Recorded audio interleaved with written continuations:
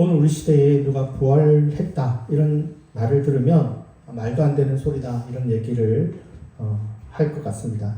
2023년에 한 뉴스에서 어머니가 그러니까 아내가 남편의 시신을 방치하고 있는 것을 한 자녀가 경찰에 신고해서 이슈가 되었는데요. 이 아내는 하나님께서 자신의 죽은 남편을 부활시켜 줄 것이다 라고 믿었다라는 그런 뉴스를 본 적이 있습니다. 사실 이런 예가 한두 번이 아니죠. 2015년에는 13살 된 여동생의 딸을 폭행해서 순직했을 때 이것을 1년 동안 방치한 목사님 부부도 잡히고 나서 이게 핑계인지 어떤지 잘 모르겠지만 기도하면 부활할 것이다. 부활이 아니에요. 이거는 소생인데 그러니까 부활과 소생을 정확히 모르는 거죠. 하지만 어쨌거나 부활할 것이다 라는 종교적 신념을 보여주면서 한국 교회의 어떤 어두운 면들을 좀 본 적들이 있습니다. 우리는 이런 생각들을 가진 사람들을 정상적인 사람이라 생각하지 않고 때로는 이렇게 죽었음에도 불구하고 소생하는 거예요. 이거는 부활이 아님에도 부활할 것이다 라고 생각하는 사람들, 이런 사람들을 광신도나 종교적 망상을 가진 사람들이라고 생각을 할 겁니다. 그러나 이것이 예수님께 적용될 때는 우리가 취하는 태도는 좀 다른 것 같습니다. 예수님께서 부활하셨다라는 것은 이 땅에 예수 믿는 사람들은 거의 다 부인하지 않는 것 같습니다. 그러나 종교인들은 이러한 얘기들이 수용하기가 어려운 거죠. 그 이유는 부활과 소생을 좀 명확하게 구분하지 못하기 때문이기도 하지만 하여간 많은 사람들은 이 부활이라는 것이 큰 기독교를 믿는 데 있어서 장애물이다라는 걸 알 수 있습니다. 최근 한 유튜브에서요, 영화 친구에서 너가 아버지 뭐 하시노? 그 유명한 대사를 했던 이 김강규 씨가 인문학 강사로 굉장히 유명했던 일타 강사라고 하죠. 이지영 씨와 대화를 하는 그 장면을 제가 조금 봤습니다. 근데 이제 김강규 씨가 이런 질문을 합니다. 예수도 실존 인물이냐? 그러면서 근데 죽은 지 사흘 만에 진짜 살아났어요? 말도 안 되잖아요. 이런 얘기를 들었습니다. 말이 안 되죠. 맞습니다. 그러나 그걸 로마 시대 그리스도인들은 몰라서 믿었고 오늘 그리스도인들도 이걸 몰라서 믿을까요? 오늘 우리도 믿고 1세기 로마 시대 그리스도인들도 믿었지만 그 시대나 또 오늘 우리 시대나 비신자들은 이 부활이라는 이 장애물 앞에서 이 장애물을 넘어가기가 쉽지 않은 거예요. 예수님을 믿는 것도 어렵지만 그보다 더 큰 문제가 이 부활의 문제를 어떻게 봐야 되느냐라는 것입니다. 사실 오늘 우리와 당시 사람들이 그래도 비슷하지 않겠냐라고 생각하지만 전혀 그렇지 않습니다. 전혀 다른 그런 사고관이고 때로는 물론 이제 개인차가 있겠지만 현대인과 고대인은 어떻게 보면 거의 반대 개념이라고 생각할 정도로 많은 시대적 간격이 있습니다. 현대인은 부활은 불가능하다라고 믿지만 반면 로마 시대는 오히려 그렇게 이 부활에 대해서 닫혀져 있는 생각을 가진 건 아니었습니다. 오늘은 당시의 사고관에서 예수님의 부활이 어떤 의미고 또 예수님이라는 그 신앙이 넘어가야 될 장벽이 그 시대 때는 뭐가 있었던가를 좀 생각해 보면서 이 부활절에 또 우리들에게도 이 부활이 어떤 의미가 있을까를 좀 살펴봤으면 합니다. 먼저 우리가 성경을 읽을 때 굉장히 쉬워 보이는 그 문구에도 사실은 문화적인 간격이 있다라는 것을 늘 생각해 둬야 됩니다. 벌써 우리 시대와 그 시대는 2000년이라는 정말 넘어설 수 없는 수많은 문화적인 시간의 갭이 있다는 거예요. 그리고 모든 글은 그 시대의 문화와 그리고 가치관이 담겨져 있습니다. 그래서 우리가 어떤 문장을 읽을 때 우리가 생각하는 것과 그 시대 사람들이 생각하는 것은 굉장히 많은 차이가 있을 수 있다는 거예요. 그러니까 우리가 그들의 문화를 모르면 그들이 말하고 있는 얘기와 우리가 이해하고 있는 부분이 다를 수 있다는 거죠. 그래서 우리가 이런 성경의 구절들도 읽어보면 당연히 아는 거지 라고 생각하지만 거기에는 우리가 인식하지 못하고 발견하지 못하는 그런 문화적인 어떤 간격들이 굉장히 많이 있다라는 겁니다.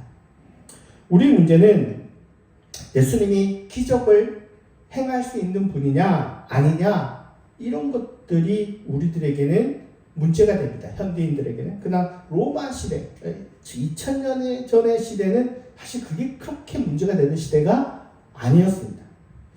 오히려 기적을 행하는 것은 당연하고요. 또 기본일 수 있는데 문제는 이 로마 시대 사람들에게 넘기 힘든 장벽은 뭐였냐면 예수님만 믿어야 되느냐 이게 오히려 큰 장벽이었지 기적의 유무가 그들이 예수님을 믿는 데 있어서 큰 장벽이 아니었다는 겁니다.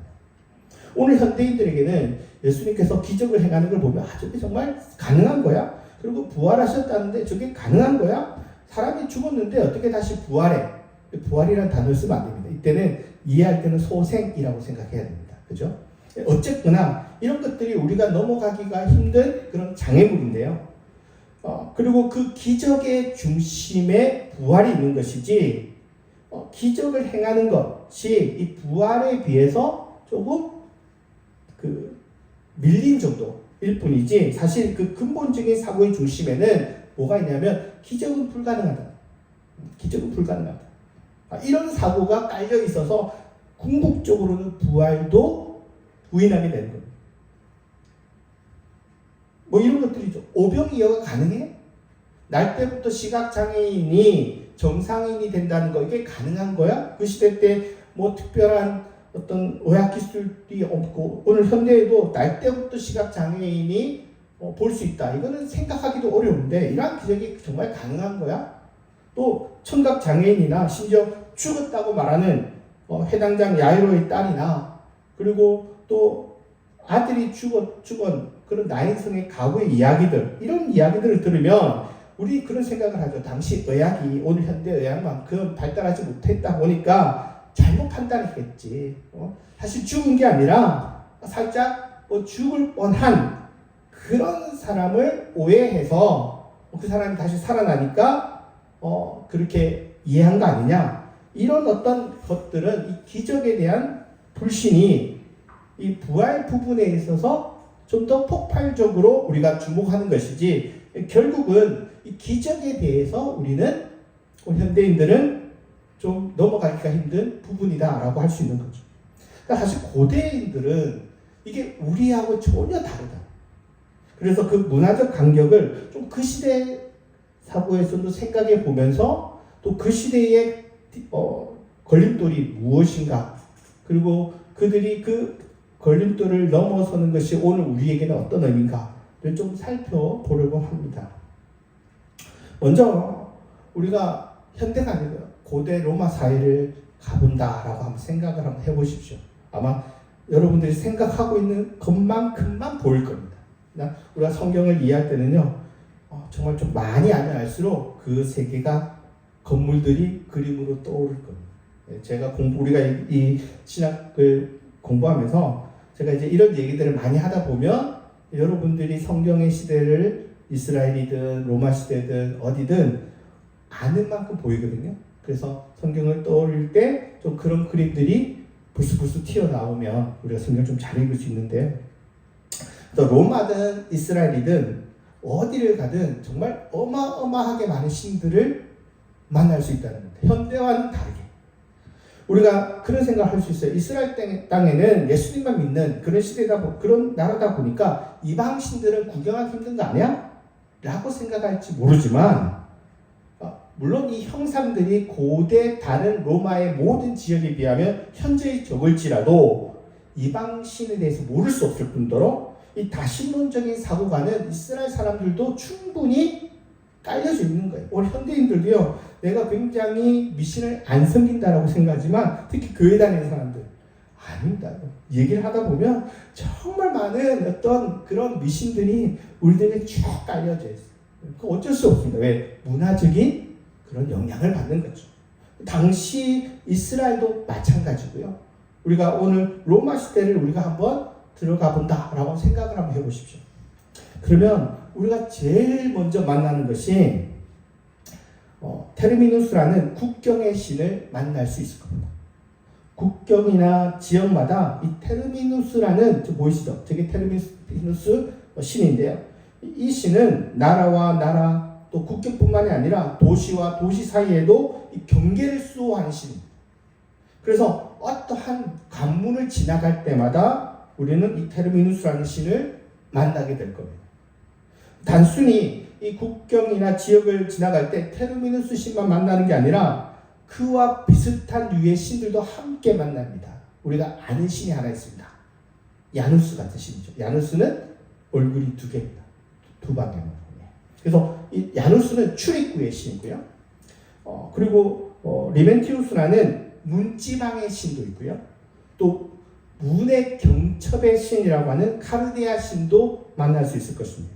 우리 관심에는 사실 관문의 신이라든지 출입구의 신 정도만 알면 되지 저런 신이 왜 필요하지? 이 시대 사람들은 문지방 신이 왜 필요한 거야? 경첩의 신은 또 왜 있대? 하면서 누가 저런 신한테 기도하겠어? 라고 생각하지만 천만의 만만의 말씀입니다. 로마와 관련된 드라마나 영화를 여러분들 보시면요, 아는 만큼 보이거든요. 뭐든지 감옥에 들어간 사람들이 제일 많이 기도하는 신이 누구냐면 이 문지방 신하고 이 문경첩의 신입니다. 왜일까요? 감옥 문은요 진짜 이렇게 넘어가면 넘어갈 수 있잖아요. 그렇죠? 그러니까 이 감옥의 문지방만 넘으면 해방이고 자유이기 때문에 다른 신은 필요 없는 거예요. 감옥에 들어간 사람은 문지방 신이나 문경첩의 신이 자기 기도를 들어주면 문이 열리기 때문에.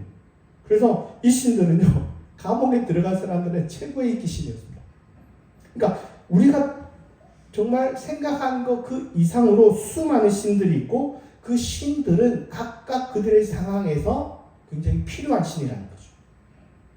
그리고 또 우리가 어느 나라에 가느냐에 따라서 그 나라에서 주신으로 섬기는 그 신들을 만날 수 있습니다. 에베소에 가면요, 지금은 터밖에 없지만 굉장히 사냥의 신으로 유명한 아르테미스 신, 로마 이름으로는 디아나고요. 우리가 좀 친숙한 이름으로는 다이애나입니다. 다이애나는 많이 들어보셨죠. 또 에베소에 가면 이 디아나 신, 로마 이름은 디아나 신인데, 이 버가모에 가면 치료신인 아스클레피오스를 만나게 됩니다. 이 아스클레피오스도 사실은 굉장히 유명한 신. 그러니까 로마의 거의 모든 지역에 있는 그 신이 있다면 아스클레피오스 신전입니다. 왜냐면 이건 치료신이잖아요. 그래서 베데스다 연못에서 물에 들어가면 낫는다 이런 어떤 시스템이 갖춰져 있는 것들이 항상 좀 이 아스클레피오스 신전과 관련된 것들. 그러한 사고가 베데스다 연못과도 연관이 되는 거예요. 그래서 우리가 이 아스클레피오스 신에 대해서 좀 모를 수 있다라고 생각하지만 여러분 로마에 들어가는 순간에 모를 수 없습니다. 왜? 아픈 사람이 많잖아요. 고대 사회에. 그러니까 이 신에 대한 어마어마한 믿음과 어떤 도움들을 끊임없이 마주하게 됩니다. 또 로마는요, 로마의 주신이 누구냐, 제우스겠죠. 제우스기도 하지만 그 중에서도 이 아테나, 로마 이름은 미네르바입니다. 좀 우리가 이렇게 아테나는 또 아는데 미네르바는 모를 수 있지만 그 같은 신이고요. 제우스는 로마 이름으로 유피테르입니다. 그래서 우리가 또 잘 아는 영어 이름으로 제우스가 주피터라고도 하죠. 우리들이 이렇게 어떻게든 또 알고 있습니다. 그러한 그 나라에 가면 굉장히 그 나라의 주신들을 또 경험하게 되고요. 그 외에 또 우리가 각 가정마다 이게 정말 중요합니다. 가정마다 그 일종의 산당이라고 할까요? 그런 어떤 집에서 예배 드릴 수 있는 라라리움이라는 게 있습니다. 제가 끊임없이 많이 종종 얘기했지만 거의 로마에 있는 거의 모든 집에 다 있다고 보시면 돼요. 그래서 그 안에 있는 라레스 신이라는 이 라라리움에는 항상 라레스 신이 있습니다. 또 그 외에도 게니우스라는 신도 만날 수 있고요. 우리가 이 주신도 굉장히 중요하지만 라레스를 간과할 수 없는 이유가 이 부잣집에만 라라리움이 있는 게 아니고요. 당시에 그 서민들의 집이었던 이 인슐라, 그 인슐라의 그 꼭대기층은 정말 좁습니다. 그리고 굉장히 불편합니다. 그런데도 그 집에 뭐가 있냐면 다 라라리움이 다 있습니다. 어떻게든 다 있습니다.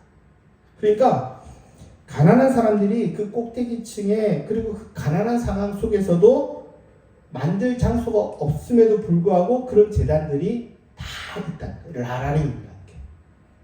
그런 면에서 이 가정을 지키는 라레스라는 이 신이 사실 제우스 못지않게 중요한 신. 왜냐하면 예수님을 믿는 사람이 가장인 경우는 그렇게 큰 문제가 안 생깁니다. 가장은 자기 집에서 어떤 역량이 있으니까. 문제는 그러니까 그 이방인인데 여인이라든지, 아니면 그 집에 자녀라든지, 아니면 노예라든지, 이런 사람들이 혼자 예수를 믿어요. 그럼 제일 먼저 부딪히는 게 뭐냐면, 아침마다 이 라라리움에서 예배를 드릴 때마다 매일 아침 만나는 이 우상 숭배가 사실 개인적으로는 가장 어려운 문제였을 거예요. 심지어 이게 집에서는 어떻게든 피할 수 있다 치더라도 남의 집에 가면 또 뭐가 있어요? 남의 집에도 라라리움이 있죠. 근데 거기서 또 뭔가를 해야 돼요. 남의 집에 가서. 그렇기 때문에 이 라레스 숭배는 국가 수호신보다도 더 무서운 거예요. 예수 믿는 순간에. 왜냐하면 매일 아침마다 마주치고, 남의 집에 갈 때도 마주치고, 심지어 가게에 가도 마주치고, 길가에서도 마주치는 건 라레스 신입니다. 그러니까 예수를 믿는 사람들에게 얼마나 많은 우상들이 부담이 될지 모르는 거죠. 그 외에 우리가 또 로마 하면 모를 수 없는 주요 신들이 있습니다. 그리스 신이었다가 로마 신의 이름으로 바꾼 이 로마의 올림푸스의 신들이 있는데요. 우리가 앞서 얘기한 것처럼 하늘에는 제우스가 있습니다. 유피테르라는 제우스가 있고요. 바다에는 로마 이름으로 넵투누스라는 그리스의 포세이돈 신이 있고요. 또 지하에는 플루톤인 그리스의 이름으로는 하데스가 있습니다. 그 외에 질서를 주관하는 데메트, 또 사랑을 주관하는 아프로디테, 또 예술을 주관하는 아폴론, 아폴론은 딴 것도 하지만, 또 문명을 주관하는 아테나, 또 언어를 주관하는 헤르메스, 또 전쟁을 주관하는 아레스, 또 사냥을 하는 아르테미스, 또 수공업을 하는 헤파이스토스, 또 결혼을 주관하는 헤라, 또 가정을 주관하는 헤스티아. 그러니까 이 12명의 신도 당연히 자주 만나게 될 겁니다. 그런데 이 신들이 단순히 한 영역만 담당하는 게 아닙니다. 조금 어려운 용어로요. 폴리모픽이라는 이 다형적이라는 성격이 신들이 갖고 있습니다. 그게 뭐냐면, 원래 제우스라는 신은 하늘신입니다. 그런데 하늘신만 있는 게 아니라 제우스 크테이오스라고 해서 이 신은 곡간을 담당하는 가정의 재산을 보호하는 신이 되기도 합니다. 또 제우스 헤르케이오스라고 해서 울타리 신이 있기도 하고요. 또 제우스 폴리에우스라고 해서 도시 수호를 맡는 제우스 신도 있습니다. 그런데 이 얘기가 무슨 얘기냐면, 한 신이 하늘의 신이기도 하지만 또 다양한 이름으로 불리우면서 다양한 파트까지 담당해요. 그런데 그 신이 이 신이냐? 그 신이 이 신이기도 하고 또 그 신은 그 신이기도 해요. 좀 특이하죠. 이런 게 다형적인 거예요. 그러니까 한 신이 하나의 어떤 그것만 갖고 있는 게 아니라 좀 다른 성질의 그런 신의 모습도 갖고 있는 거예요. 그런 것도 있습니다. 예를 들어서 여행을 갈 때요. 사람마다 기도의 어떤 대상이 다르긴 한데, 어떤 사람은 제우스 아고라이오스 신에게 기도하고요. 어떤 사람은 아테나 무역신한테 기도하고요. 또 어떤 사람은 헤르메스 무역신에게 기도하고, 또 어떤 사람은 바다를 건너가기 때문에 포세이돈, 넵투누스에게 기도하고. 그러니까 상업의 신이 상업의 신만 하는 게 아니라 또 다른 영역도 하는데, 그 신이 그 신이기도 하지만 또 그 신이 아니기도 해요. 따로따로 또 있습니다. 그래서 한 신이 하나의 어떤 모습만 갖고 있는 것이 아니라 다양한 어떤 성격도 복합적으로 갖고 있다. 이게 일종의 다형성이라고 하는 건데요. 그래도 그 안에 주신들이 있죠. 예를 들어서 아플 때는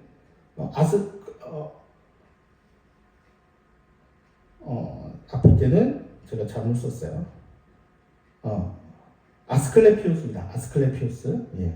아스클레피오스가 있고요.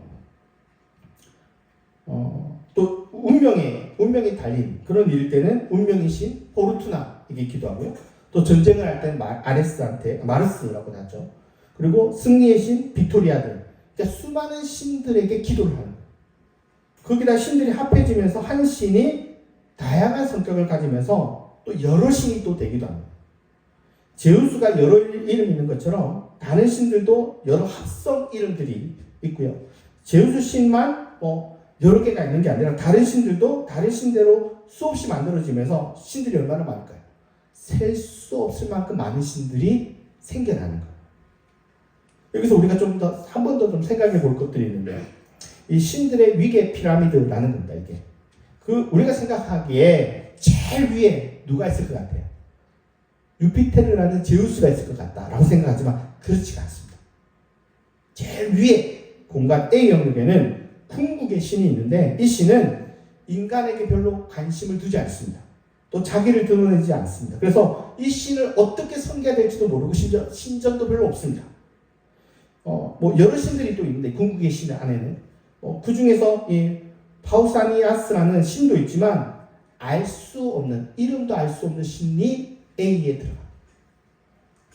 여러분, 바울이요 사도행전 17장에 가면 그리스 사람들을 비판하면서 이런 얘기를 하죠. 너희가 알지도 못하는 신에게 예배드리고 있구나 라고 얘기할 때, 우리가 그 알지도 못하는 신은 이름도 없는 무명신, 하층신이라고 생각하는데 그런 게 아니에요. 오히려 최상급 신에 들어갑니다. 그러니까 최고의 위상을 가리키는 너희들이 알지 못하는 그 A 등급의 신 있지 않냐? 그런데 그 진짜 이름 알지 못했던 그 최고의 신이 누군 줄 알아? 그게 하나님이에요. 라는 논리를 피는 게 그 사도행전의 이야기입니다. 이 B 영역은요, 우리가 아까 얘기한 이 올림포스의 12명의 신들이 있고요. 또 C는 그보다 좀 더 작은 영토의 신들이 들어갑니다. D는 아까 얘기한 것처럼 수많은 그 생활에서 접하는 수많은 아레스를 비롯해서 수많은 신들, 그 수호신들이 포함되고요. 또 흥미로운 건 E입니다. 이 영역에는요, 신과 인간이 피가 반반 섞인 반신반인의 존재들이 이 E에 속하는데요. 우리가 잘 아는 인물이 있죠. 누가 있을까요? 헤라클레스 같은 인물입니다. 우리가 생각할 때 그럼 헤라클레스는 인간이 아니야? 라고 생각하죠. 그렇지 않습니다. 헤라클레스는 신입니다. 그리스 시대 때 그리스 신전들을 보면요, 헤라클레스 신전들이 있습니다. 그것도 굉장히 어마어마하게 큽니다. 또 우리가 이 E에 들어가는 너무나도 잘 아는 또 한 명의 영웅들이 있습니다. 메두사의 머리를 잘랐던 페르세우스. 이 사람도 반신반이거든요. 왜냐하면 제우스의 피를 받았기 때문입니다. 페르세우스도 인간이지만 신입니다. 또 우리가 또 깜짝 놀랄 수도 있지만 트로이 전쟁에서 그 유명했던 그 발 뒤꿈치, 이 아킬레스 건이 끊어져서 유명했던 이 아킬레우스 같은 경우도 신입니다. 그러니까 그리고 또 이 트로이 전쟁의 문제를 일으켰던 헬레네라는 신도 신입니다. 여인이죠. 여기서 우리가 좀 한 번 더 생각해 볼 지점이 있습니다. 예수님이 신으로 여겨지는 건 우리 시대 사람들은 굉장히 낯선 이야기입니다. 그렇죠? 그러나 이 당대의 사람들은 예수님을 신으로 여기는 게 사실 오늘 우리가 생각하는 것만큼 어려운 일이 아니에요. 왜냐하면 보듯이 역사적인 인물이잖아요.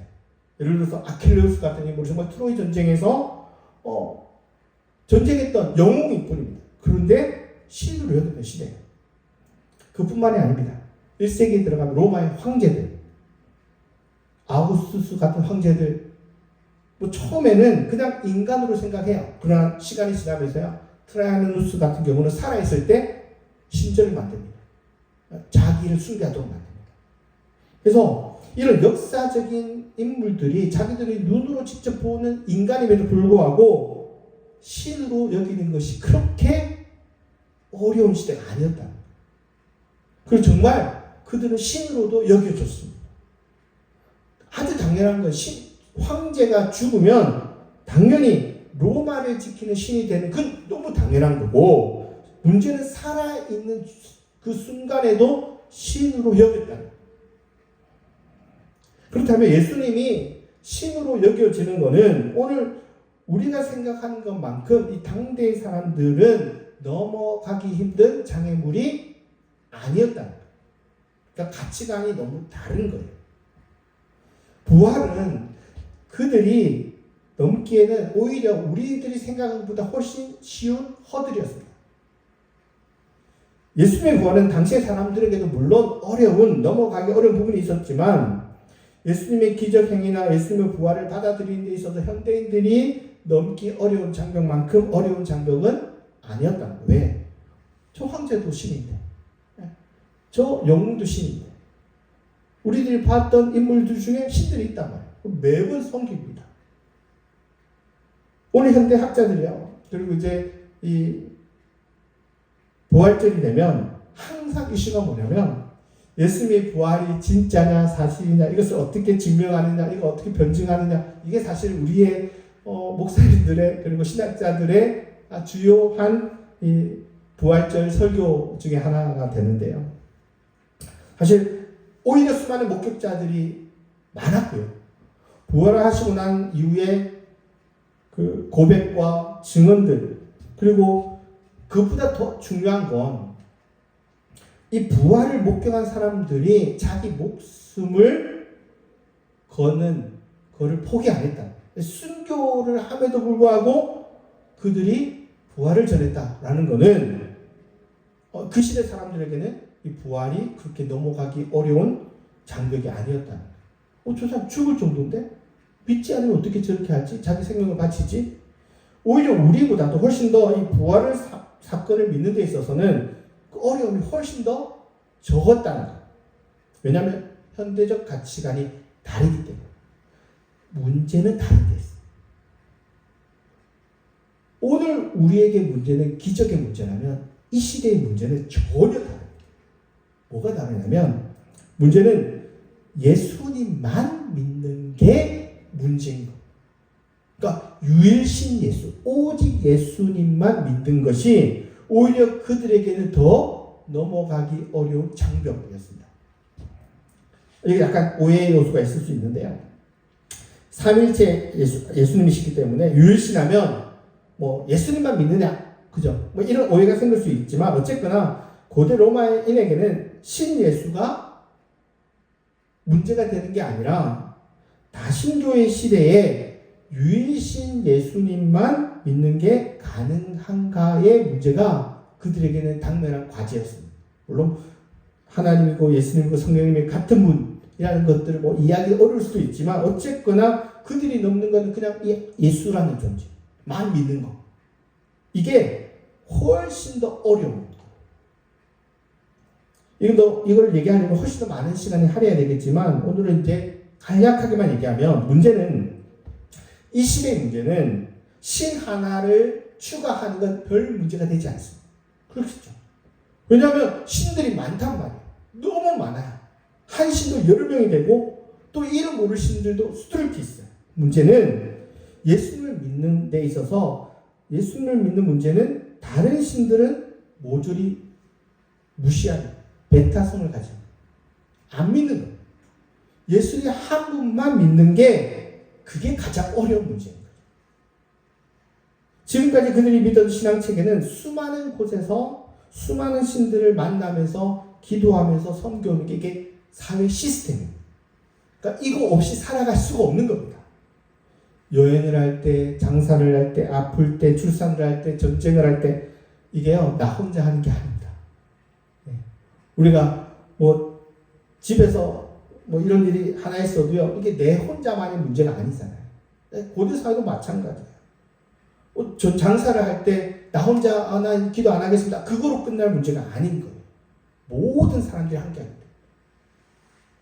그렇게 다양한 시대의 다양한 신들과 매일 마주치는 그 시스템 속에 사는 시대에 있기 때문에 뭐 안 믿는다를 떠나서 이러한 가치관에서 벗어나는 것 자체도 어려운 거예요. 그러니까 그들의 사고 속에 너무 뿌리 깊게 우상숭배가 심어져 있던 시대이기 때문에 국가적 문제를 다룰 때요, 국가 회의, 국가 민회 이런 거 열렸을 때도 제일 먼저 뭘 하는지 아십니까? 이 오스피키움이라는 세점을 칩니다. 이 아우구르라는 세점관들입니다. 저 사람들이. 그러니까 중요한 일들이 다 세점으로 시작합니다. 군인들도 전쟁을 시작할 때 전쟁을 하지 않습니다. 로마 영화를 보면요, 다 갈 때 모이를 줍니다. 모이를 잘 먹으면 전쟁에 승리하는 거예요. 그런데 안 먹는다? 매우 불길한 거예요. 그럼 전쟁하면 안 됩니다. 그러니까 모든 삶 가운데 점이나 주술행위나 무속행위들이 모든 삶에 걸쳐서 그냥 뿌리 깊게 이렇게 있는 거예요. 우리는 로마 시대쯤 되면 더 이상 신들이 직접 나타나서 도와준다라는 생각을 안 하겠지라고 생각하지만 그렇지 않습니다. 이 시대는 신이 직접 나타나서 도와준다라는 생각을 정치인들도 있고 심지어 군인들도 있고 심지어 철학자들도 이러한 생각을 버리는 사람이 거의 없습니다. 우리 뭐 플라톤은 그런 생각 안 하겠지, 아리스토텔레스는 그런 생각 안 하겠지. 천만의 만만의 말씀입니다. 모두가 그들의 철학이나 그들의 정치나 그 모든 것들이 이 신과 연관이 되어 있습니다. 그런 시대에 신 하나 더 추가한다? 문제도 아닙니다. 문제는 뭐냐? 이 시대의 가장 큰 문제는 그 많은 신들을 다 거절해야 돼요. 그리고 신 예수 한 분만 믿는다? 이건 거의 불가능한 것. 그러니까 부활의 문제가 어려운 게 아니라 다른 신을 거절하는 것이 부활보다 훨씬 더 넘기 어려운 장벽입니다. 그러니까 나 혼자 믿는다고 하더라도 다른 신을 거부하는 것은 그건 더 어려운 문제인 거죠. 그런데 그거를 해내는 겁니다. 한 거예요. 그래서 4세기가 지나가면 어떤 일이 벌어지냐? 로마의 거의 반이 예수를 믿습니다. 좀 기적 같은 일이 벌어지는 거예요. 그게 가능했다는 거예요. 그럼 어떠한 이유 때문에 이게 가능했나를 한번 생각해 볼 필요가 있습니다. 제가 전에 마가복음은요, 마가복음 특징이 뭐냐면 굉장히 속도감 있는 책이다 라고 말씀을 드렸습니다. 마가복음은요, 계속 예수님께서 움직이십니다. 뭐 하고 나서 좀 쉬고 뭐 하고 나서 좀 딴 거 하고 하면 될 텐데 마가복음 읽어보시면요, 무슨 일이 딱 끝나면 곧, 또 무슨 일이 딱 하면 즉시, 또 무슨 일이 끝나면 또 어디로 계속해서 움직이십니다. 갈릴리에 가셨다가 예루살렘에 가셨다가 또 심지어 이스라엘 밖에 있는 나라 두로까지도 가가지고, 그러니까 지정학적으로도요 끊임없이 움직이십니다. 마가복음의 특징은. 그리고 공간적으로도요, 지형적인 공간도 바다를 갔다가 산에 갔다가 도시에 갔다가 시골에 갔다가 뭐 오만 곳을 다 돌아다니십니다. 그냥 바쁘십니다. 예수님께서. 건축적인 그런 공간도 집으로 가셨다가 성으로 가셨다가 회당에 가셨다가 뭐 이곳저곳 다 가시는데, 심지어 유대인들이 꺼리는 데가 어쩌면 무덤 같은 곳이, 그래서 무덤도 가십니다. 그렇게 끊임없이 움직이시는 예수님을 만날 수 있습니다. 또 마가복음의 특징 중에 하나가 엄청 많은 기적 행위들입니다. 여러분 10장까지 읽어보시면요, 그냥 예수님이 하시는 것은 오로지 기적 행위입니다. 10장까지의 내용의 그 47%가 기적 행위입니다. 그러니까 다른 성경에 비해서 기적 이야기가 많이 있습니다. 우리가 늘 주목하는 건 예수님의 치유 행위, 귀신을 쫓아내는 축기, 이 정도만 예수님의 그 기적 행위에 관심을 가지는데, 보시면 오병이요, 칠병이요, 그 짧은 책에 마가복음이 제일 짧거든요. 다 있고요. 또 마가복음은요, 바람과 파도를 조종하시는 얘기도 거기서 나옵니다. 그리고 바다 위를 걸은 이야기도 마가복음에 나옵니다. 여러분, 바다 위를 걸은 사건과 파도를 조종하는 사건은 좀 다른 거거든요. 바다에 잠잠하라 라는 다른 사건입니다. 근데 마가복음은요, 현대인들이 보기에 굉장히 무리수가 있는 그런 내용들이 정말 다 들어가 있습니다. 왜 마가복음에 이런 얘기들이 나오는지 우리가 이러한 그 의도를 놓칠 수가 있는데요. 마가복음이 말하고 싶은 것 중 하나는 다 하시는 분. 각종 기적과 각종 다양한 지역이라든지 각종 다양한 기적까지 다 하시는 분. 당대 신들은 아까 얘기한 것처럼 자기 분야가 있습니다. 자기 지역이 있습니다. 자기가 담당하는 것이 있습니다. 그 신이 좀 다형적인 성격, 좀 요것도 좀 포함하고 저것도 포함하지만 모든 것을 커버하는 신은 없습니다. 제우스도 마찬가지입니다. 제우스도 지하세계에 못 갑니다. 바다에 가면 힘이 없습니다. 근데 예수님이라는 분은 어떠한 신이냐? 마가복음은 뭘 얘기하냐면 어떤 지역이든 바다든 땅이든 심지어 하늘이든 심지어 지하세계든 사후세계든 영적인 세계든 모든 것을 통치하시는 분이라. 그걸 보여줘요. 정점을 딱 집어주는 게 부활 사건에서 예수님은 지하세계도 통치하시는 분, 사후세계도 통치하시는 분, 영적인 세계도 통치하시는 분이라는 것을 부활과 승천을 통해서 보여주신 분. 당대의 신들은 할 수 없습니다. 다 할 수 없습니다. 심지어 어떠한 거는 혼자서 못해서 여러 명이 합쳐야지 겨우 이겨냅니다. 그거를 예수님은 혼자 다 하십니다. 마가복음은 그 얘기를 하고 있습니다. 대부분들의 신들은 뭐 하나 하는데도 문제를 일으키고 또 혼자서도 못하고 약하고 도망도 갑니다. 그런데 마가복음이 보여주는 예수님은 어떠한 분이냐? 어떠한 곳이든 어떠한 상황이든 어떠한 사람이든 다 통치하신다. 당대 신들은 아무리 다양한 신과 결합하기도 하고 다양적인 모습을 가진다 하더라도 결국 그들은 한계가 있는 신들입니다. 근데 예수님은 거의 모든 곳, 광야든 바다든 산이든 해당이든 가정이든 무덤이든 사람이든 동물이든 자연이든 춥기든 치유든 소생이든 자연 통제든 심지어 부활을 통해서 지하세계든 지상세계든 승천을 통해서 사후세계든 영적인 세계든 모든 것을 통치하시는 초월한 예수님임을 보여주고 오늘 우리들에게는 이 부활이 어려운 넘기 힘든 그런 허들일지 모르겠지만 당시의 사람들에게는 수많은 신들과 세계관을 넘어서기 힘든 그 시대에 보여줬던 게 뭐냐? 그 모든 것을 넘어서는 분이 예수님입니다. 그러니까 제우스를 거절하고요. 집에 있는 라레스를 거절했고요. 수많은 상업의 신들, 돈신들, 수많은 신들을 거절할 수 있었던 것은 예수님이 다 가능하신 분이다 라는 것을 믿었기 때문에. 만약 로마 시대가 오늘 우리 시대처럼 이 부활의 문제, 기적의 문제가 믿기 어려운 시대였다면 아마 좀 다른 표현으로 쓰여졌을 겁니다. 복음서들이. 그러나 당대의 문제는 좀 다른 거죠. 수많은 신들이 있는데 그 신들을 안 섬기고 오직 예수님만 섬기는 것이 오늘 우리 시대의 부활의 문제가 어려운 것보다도 훨씬 더 큰 어려운 넘기 힘든 장애물이었기 때문에 그렇게 쓰여진 겁니다. 그리고 그들과 싸워서 이겼고 그 신들을 모조리 제압한 그분이 예수님이다. 부활을 통해서 예수님은 모든 것을 통제하시고 통치하시는 분이다 라는 것을 그 시대 사람들은 읽으면서 봤던 겁니다.